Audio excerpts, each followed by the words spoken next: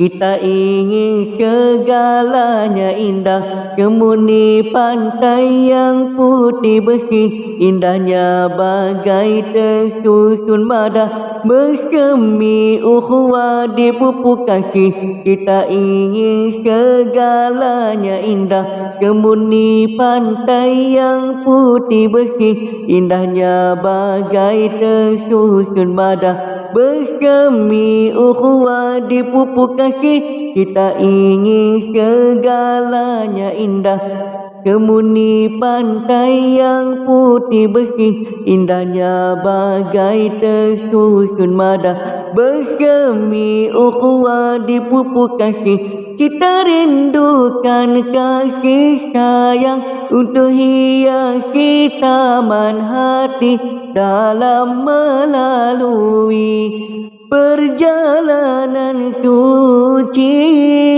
ingin menuju arah Tuhan, perlu tetap tujuan kita, baru kehidupan aman berpanjangan.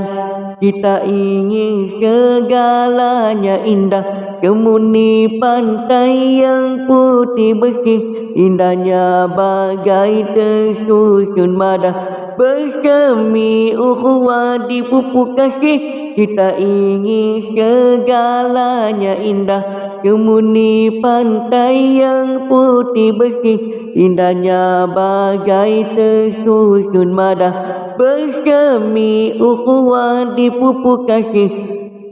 Demi perjuangan perlu satu hati, tetapkan iman di dalam diri.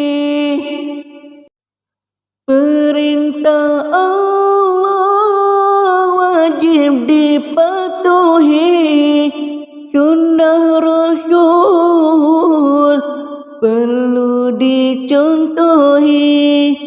Biar keikhlasan kita berbicara, barulah terhindar sengketa sesama.